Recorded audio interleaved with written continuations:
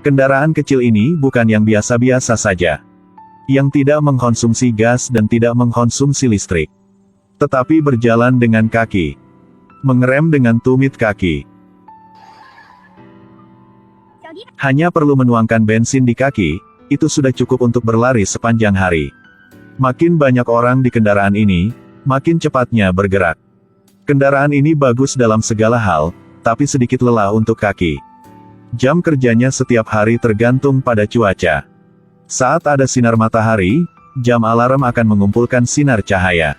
Dan bakar talinya sehingga batu yang diikat di ujung tali jatuh di kepala mereka.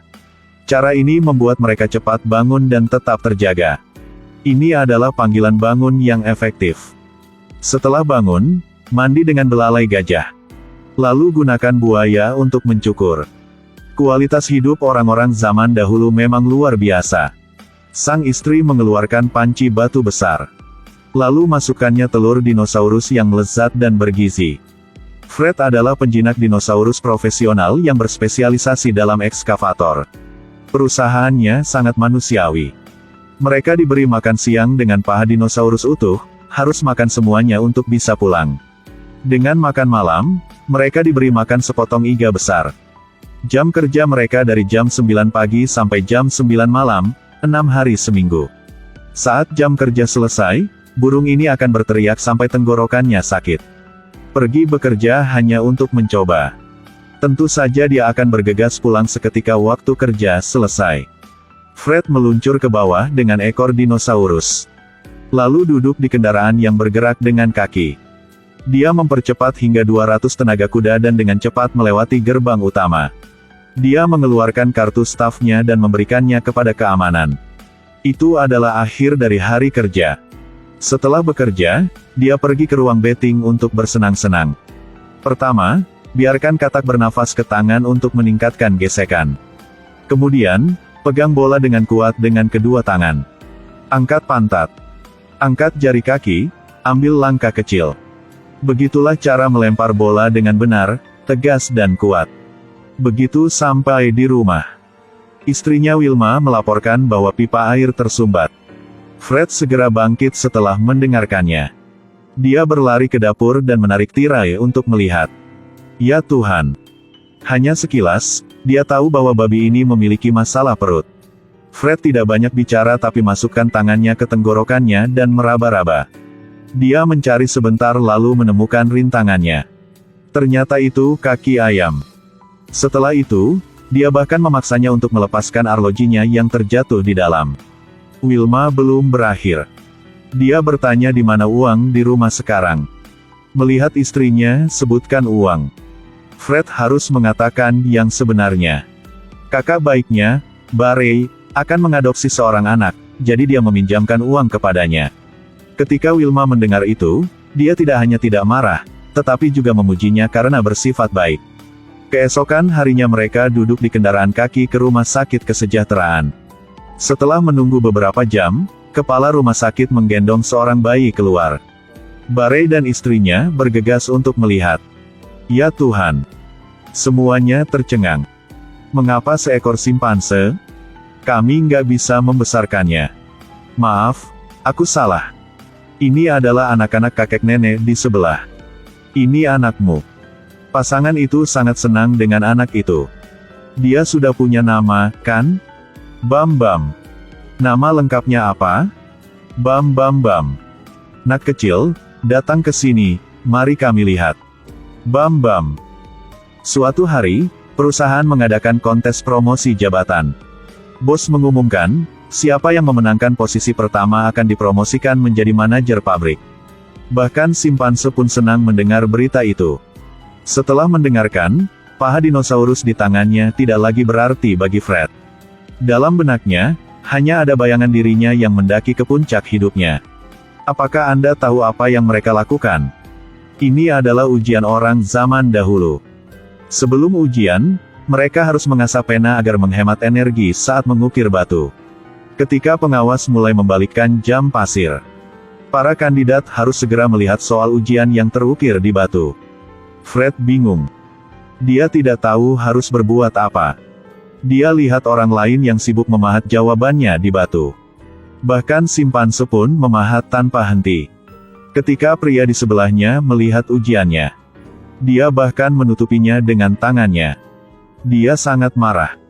Pada saat itulah dia tiba-tiba teringat suatu kalimat. 2 kalimat panjang, 2 kalimat pendek, pilih jawaban B. 3 kalimat panjang, 1 kalimat pendek, pilih jawaban D. Panjang dan pendek tidak cocok, pilih jawaban C. Apakah Anda mempelajari metode ini?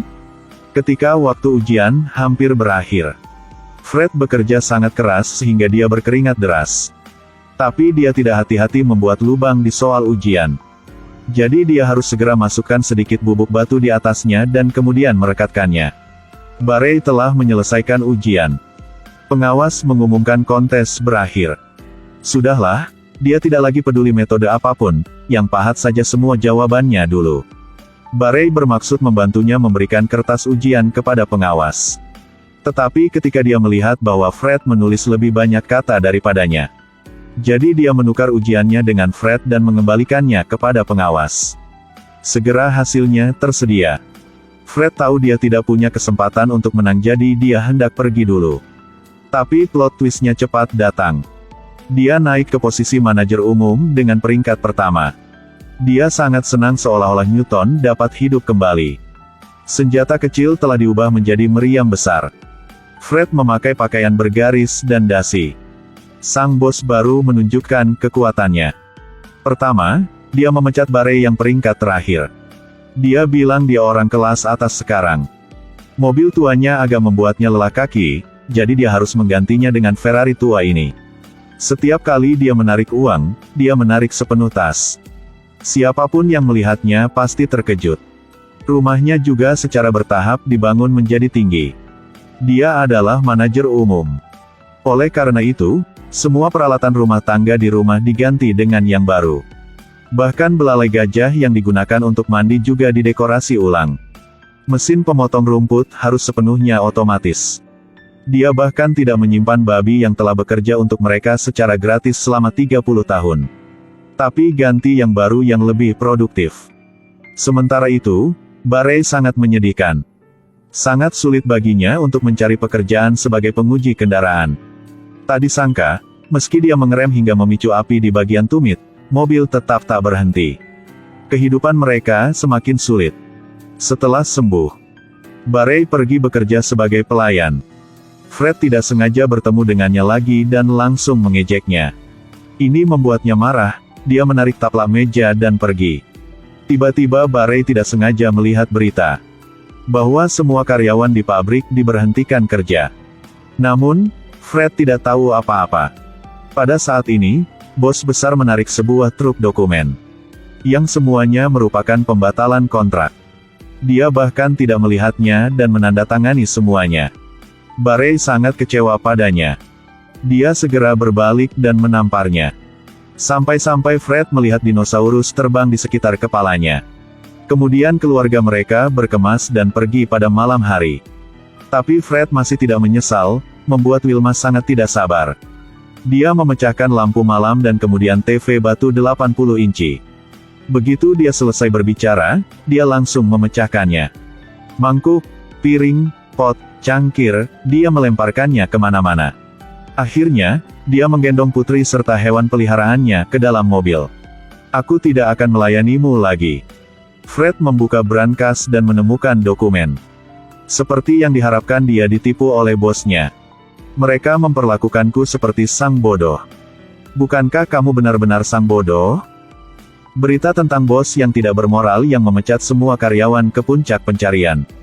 Fred menyamar, bersembunyi di kediaman suku Compang Camping di ruang bawah tanah. Tanpa diduga, dia bertemu babi yang baru saja dia usir dari rumah. Kesempatan membalas dendam telah datang. Dia berteriak keras. Penyamaran Fred langsung terbongkar. Semua orang mengikat tali ke pohon. Para pekerja yang menganggur menarik telinganya, berniat untuk menyiksanya. Pada saat itu, Barry lewat. Ada yang mau es krim? Ya. Melihat Fred ditangkap, Barry segera turun dari mobil dan menyebut namanya. Jadi di pohon segera ada tali lain. Ditambah Barry, mereka menjadi pasangan yang akan pergi ke surga. Di tengah momen hidup dan mati itu, kedua saudara perempuan ini naik kendaraan kaki datang. Namun, karena tidak mengerem tepat waktu, mobil itu telah menjatuhkan pohon. Wilma meletakkan burung rekaman di tebing. Burung ini menceritakan rekaman itu dengan sempurna. Sekarang semuanya tahu bahwa mereka salah menyalahkan Fred sehingga mereka membiarkan keduanya pergi. Begitu sampai di rumah, mereka melihat kekacauan di dalam seolah-olah ada pencuri di dalamnya. Karena kebiasaan, Fred berjalan melewati ibu mertuanya dan lepaskan hewan peliharaan dinosaurusnya terlebih dahulu. Lalu berjalan melewatinya lagi dan menemukan gambar yang ditinggalkan bosnya. Bahwa jika dia ingin menyelamatkan kedua anaknya, dia harus menukar burung rekaman itu. Keesokan harinya, mereka tiba seperti yang dijanjikan. Tetapi tanpa diduga, setelah mendapatkan burung itu, sang bos melanggar janjinya dan segera mengaktifkan jebakannya. Roda-roda mulai berputar. Kapak-kapak besar mulai menebang batu-batu besar. Melihat anak-anak mereka dibawa perlahan menuju ke sana, kedua pria itu bergegas mematikan jebakan. Tapi apapun yang mereka lakukan, jebakannya tidak berhenti. Terlalu berusaha. Jadi, dua anak ini semakin dekat dengan bahaya. Barey terletak tepat di ketapel. Namun mereka tidak bisa mengendalikan kekuatannya. Sehingga dia harus menggerogoti batu yang berlawanan. Kemudian dia mengerem dengan wajahnya. Akhirnya dia sampai ke tempat anak-anaknya. Tepat ketika dia hendak arogan sejenak. Aduh. Pada saat yang sama, sang bos mengambil burung melarikan diri, tetapi digigit olehnya. Sehingga burung itu terbang di depan dan sang bos mengejar di belakang. Mengapa rasanya sulit terbang bahkan jika ditambah lebih banyak sayap? Untungnya, Fred akhirnya memperbaiki semua parameter katapel. Baru inilah dia berhasil hancurkan jebakan, selamatkan anak-anaknya dan Barey. Karena katapel rusak, sejumlah besar tanah dan batu tumpah, yang jatuh pada sang bos yang tidak sempat lari. Dengan demikian, sebuah patung lahir. Kepala perusahaan sangat puas dengan kreasi ini. Dia sangat senang sehingga dia mempromosikan Fred menjadi CEO. Dia sangat senang sehingga dia lupa tentang hukum Newton. Tapi dia tenang lagi dan menolak niat baiknya. Dia bilang dia tidak lagi tertarik pada uang. Sekarang, dia hanya ingin menjalani kehidupan yang indah bersama istri dan anak-anaknya serta istri dan anak saudara-saudaranya.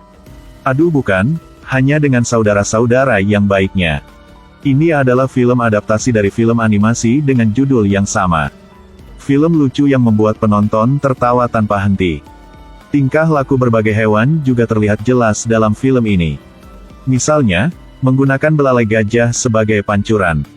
Gunakan babi hutan sebagai mesin pengolah sampah. Gunakan burung beo sebagai perekam. Gunakan dinosaurus sebagai pesawat terbang. Jika Anda suka, Anda dapat menemukan film aslinya untuk ditonton ya.